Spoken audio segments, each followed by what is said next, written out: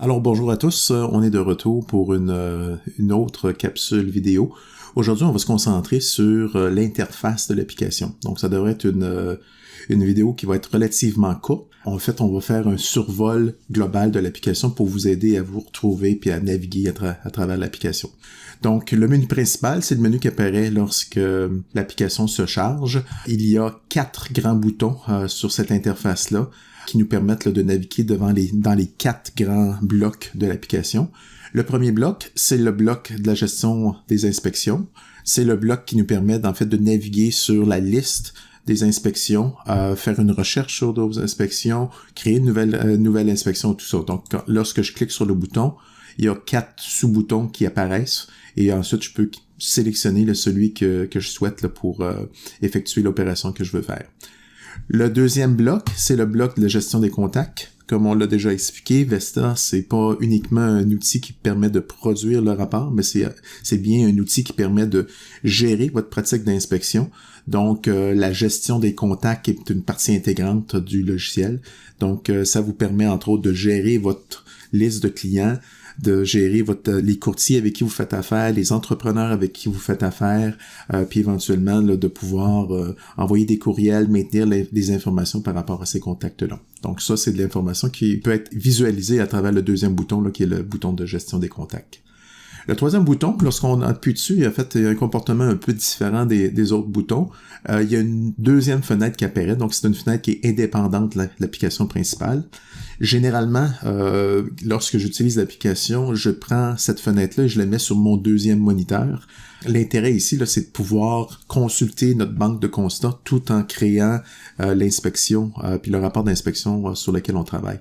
Donc, c'est très intéressant de pouvoir avoir les deux écrans puis de pouvoir fonctionner en parallèle. Cette fenêtre-là, c'est vraiment la fenêtre qui me permet de faire une recherche sur un constat, de faire une recherche sur un thème en particulier.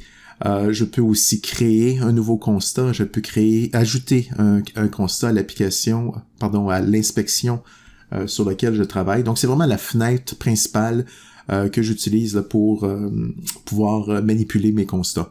Donc, aujourd'hui, on va pas rentrer dans le détail de cette fenêtre-là. Ça va être, on va couvrir ça dans une prochaine capsule vidéo. Mais vous savez, là, vous pourrez savoir là, que c'est ici, dans le fait, là, qu'on retrouve tous les éléments relatifs à notre banque de constats. Le dernier item, c'est l'item de la configuration. C'est ici qu'on va faire en fait tout le travail un peu plus administratif autour de l'application, en fait, des choses comme les préférences. Donc, c'est ici qu'on retrouve, entre autres, les coordonnées, le nom, le logo, la signature de l'inspecteur. Puis, on retrouve toutes sortes d'éléments aussi qui sont relatifs au format et au rapport là, qui est produit. Donc, c'est ici qu'on a les textes. C'est ici aussi qu'on va pouvoir personnaliser le format du rapport qu'on va imprimer puis qu'on va générer pour notre client. Dans le menu du haut de l'application, on retrouve plusieurs éléments là, qu'on reconnaît là, dans les applications typiques sous Windows. Donc, le premier onglet, très rapidement, nous permet là, d'imprimer ce qu'on voit à l'écran, donc les listes qui apparaissent à l'écran, que ce soit les listes d'inspection ou les listes de contacts qu'on retrouve. Il y a une possibilité de modifier le mot de passe du code d'usager qui est utilisé par l'usager. On peut aussi importer, exporter les constats qu'on a introduits dans l'application et on peut aussi faire une copie de sauvegarde là, de tout l'ensemble d'informations qu'on a introduites dans l'application. Donc ça ici, c'est des fonctions très importantes qu'on va couvrir là, dans une capsule là, qui va être dédiée à tout ce qui est sauvegarde puis importation, exportation des constats. Puis finalement, dans l'onglet Fichier, on retrouve la fonction de génération de rapport. Il y a aussi un bouton là, qui est plus facilement accessible là, directement dans l'inspection qu'on va couvrir là, lorsqu'on va couvrir les inspections. Le deuxième onglet ou le deuxième sélection du menu principal, ici qu'on retrouve les fonctions de base là, de copie, de coller ou de couper un texte qui a été sélectionné.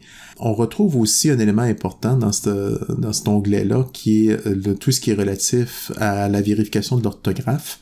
Donc, c'est ici que vous allez trouver le dictionnaire de l'utilisateur spécifiquement. Donc, s'il y a des mots qui sont pas reconnus par le dictionnaire qui est intégré à l'application, on peut ajouter des termes plus spécialisés. Donc, c'est ici que ça se fait. On le fait directement dans l'application, mais c'est ici qu'on peut gérer par la suite les termes qui ont été ajoutés. Et on peut aussi là, sélectionner le dictionnaire qui va être choisi par défaut. Donc, ici, dans mon cas, là, vous voyez, on a choisi le français, mais il y a d'autres langues. Là, si on veut utiliser l'application pour faire nos rapports dans une autre langue, ben, on peut adapter ou choisir le dictionnaire que l'on veut à cet endroit. Le troisième choix du menu, quant à lui, nous permet de modifier le format d'un texte sélectionné. En effet, une fois que vous avez sélectionné un texte dans l'application, vous pouvez changer la police du caractère, la taille du caractère, lui donner un style particulier ou une couleur particulière, et toutes les modifications que vous allez faire au texte seront rapportées directement dans le rapport qui est produit par l'application.